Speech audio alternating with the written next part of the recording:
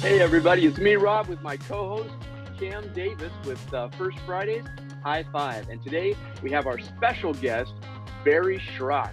Barry, how you doing, brother?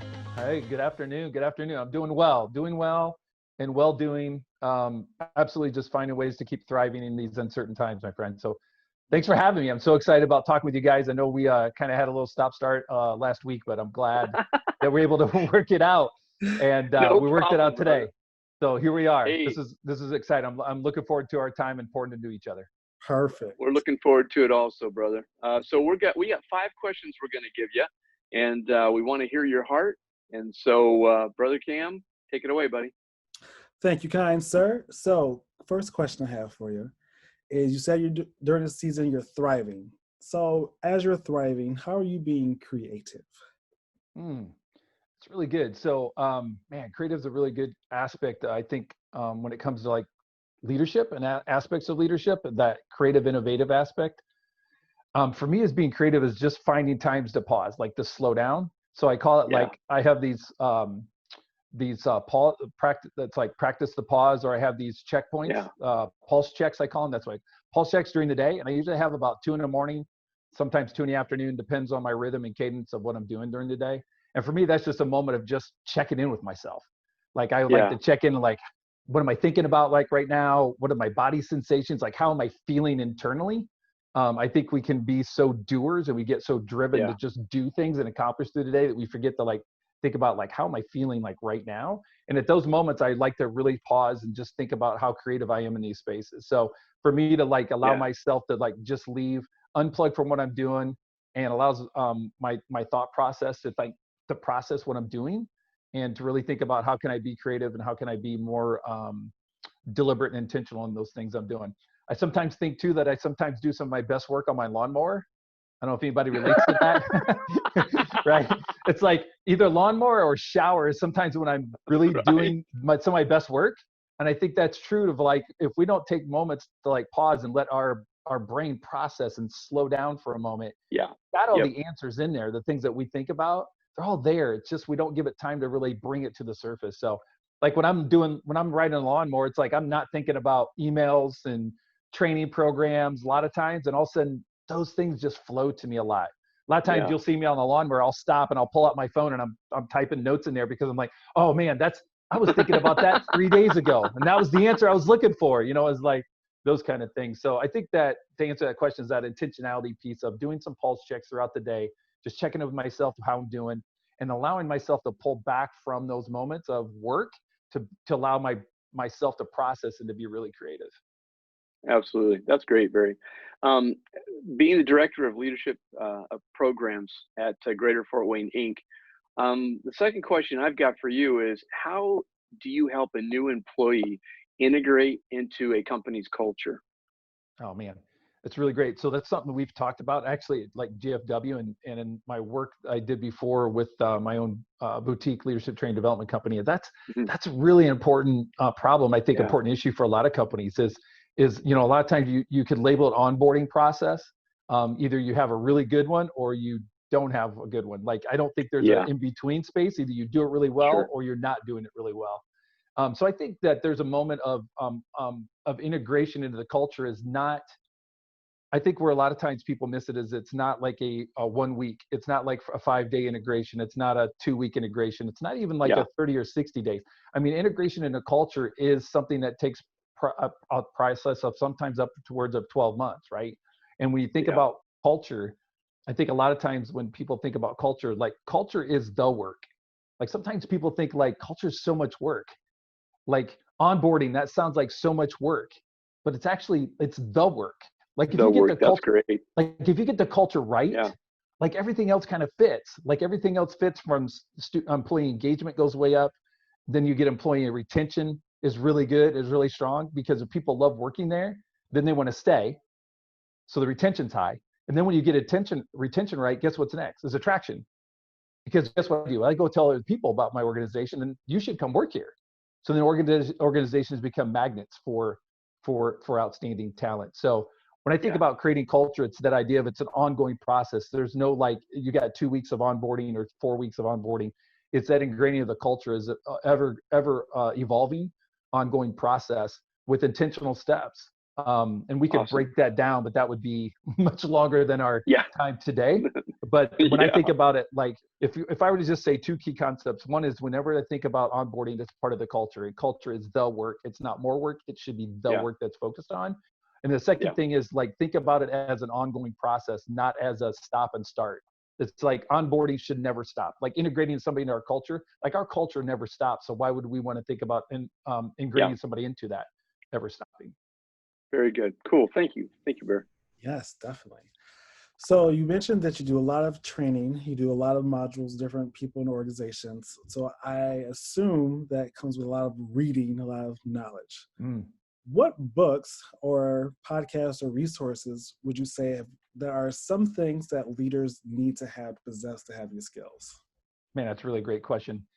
If we were to face my other way, I like have two bookshelves just full of books like I love, right? So, and there's some that are like for down the road, there's some that I've read, there's some that are in the list of things I want to think about learning right now. I appreciate that question, the way you worded it. And I get asked a lot as far as like, what am I reading right now? Like, and I'm really kind of like hesitant. I'm a little guarded about sharing that. And here's why. Because when somebody asks me like, what should I be reading or what am I reading? Like what I'm reading is what I need right now in my leadership journey. Like Cameron, I don't know where you are in your leadership journey. So for me to say like, here's a book I think you should read. Like, I don't know, that might help you. That might hurt you. That might hold you back from your development. Like, so I'm really kind of like hesitant about like saying like, here's what I'm doing, because just because I'm reading it, it doesn't mean that you should be reading it. Right. Does that make sense? So then it, for me, is really digging in and saying, well, Cameron, tell me like, you know, what are 2 or 3, you know, barriers or things that are holding you back right now in your own growth and development? What does success look like for you in the next 30 to 60 to 90 days? And then when you say like, then we can pull on a couple threads, and then I can say, hey, based on what you shared with me, here's a couple resources that might help you in that journey. Versus you thinking like, well, Barry's reading that, maybe I need to read that. Does that make sense?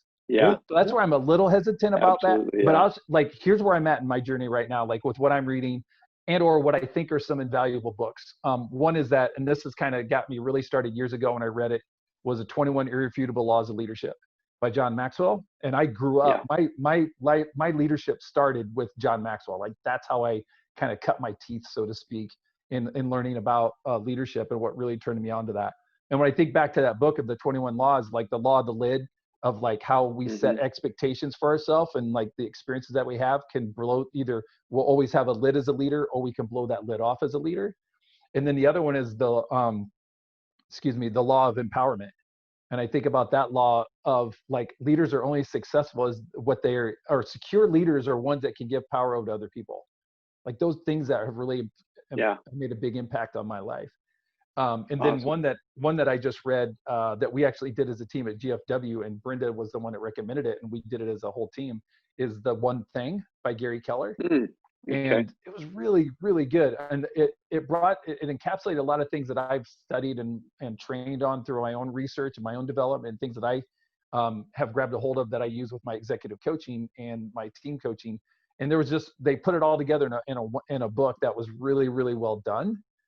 That I think about, that helps people get focused and clear on what's the one thing that's really most important for me to grab a hold of right now, that's going to help me get to where I want to be and aspire to be. So those are two that I read 21 Irrefutable Laws at least once, if not twice a year. And The One Thing was one that I just read recently that really made an impact on me, and I know it did on our team. Awesome. Very cool. Thank you, Barry. I'm going to try to squeeze this next one in. Let's see, we're getting close to our time. So this is question number 4. So I'm going to shoot you a quick one, brother. Yeah, and then we'll have Cam's biggest challenge facing leaders today. Man, that's a great question. So I think in the next decade. So the cool thing about being in 2020 is that I think the thing I want to impress upon leaders, and everyone's a leader, right? Everyone that's listening to this, everyone's a leader, no matter where you are in an organization. Like leader is just influence, right? So it's about developing yourself no matter where you are. So I think the currency in the next 10 to 15 years is going to be relational currency. Like that's what I see. Is going to be the people that really nail relational social currency, that really get it right, are the ones that's going to be the cream that rises to the top. And so when I look at that, when I look at like just the idea, the concept of what is a trainable skill that is, I think, invaluable to leaders is emotional intelligence. So you can call it EQ, you can call it emotional intelligence, you can call it relationship or social currency.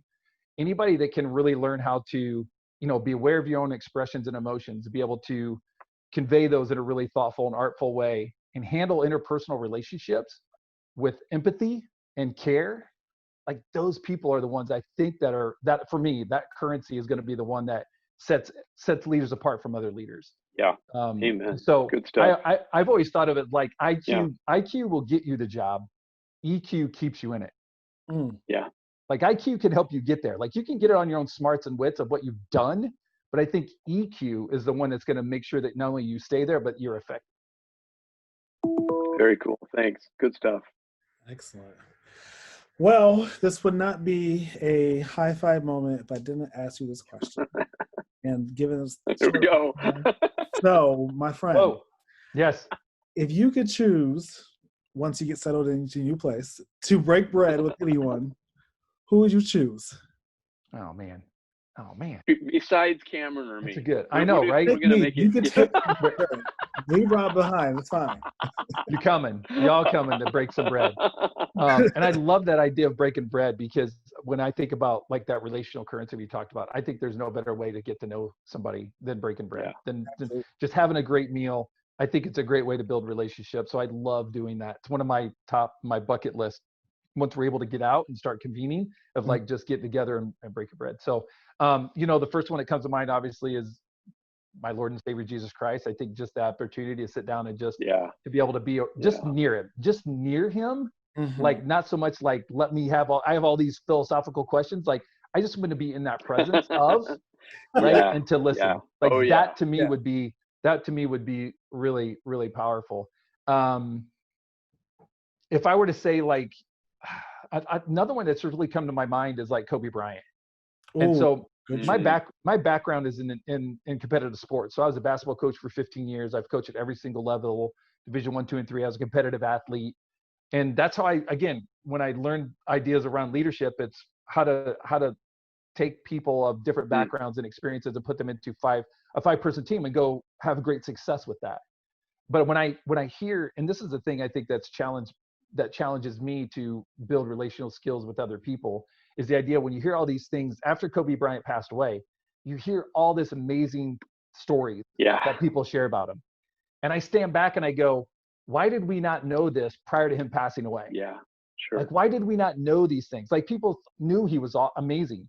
And I appreciated him for the Mamba mentality and his competitive spirit and how he was able to accomplish the things he accomplished on the basketball court, even more so the things that he accomplished when he left. But for me to like just be able to sit down with him and talk about like, how do you train for high performance? What's the mindset that you have as a leader? Like, how have you been able to translate that and transfer what you did in winning championships to be able to win a Grammy? Like those kind of things.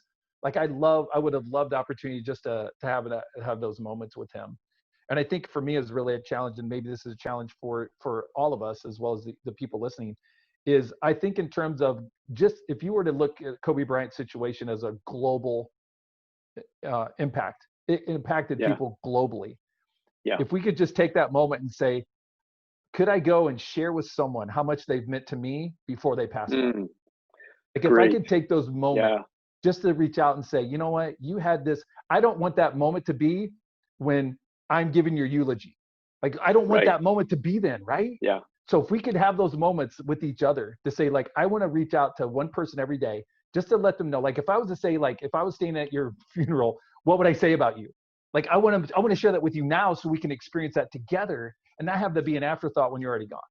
So that's my challenge. Absolutely. And I think that Kobe Bryant hopefully has taught us a lot through not only the stories of other people have said, but I think that's one of the stories I grab a hold of. Not only what he's able to accomplish on and off the court, but I think what he can teach all of us is caring for each other enough that let them know before they're gone. Absolutely. Yeah, that's great. Thank you, Barry. Awesome. Man. Yeah, appreciate it. Whew. Well, I don't want to say goodbye. I really don't. but this right here, this conversation makes me more excited for post-quarantine to actually sit down with you and break bread. Yes. Yes. I can't wait. I cannot wait. Looking forward to it. Yes. Well, I will close this out, gentlemen, so we can raise our hands on up. We'll do a countdown. So in 3, 2, 1, high five. High five.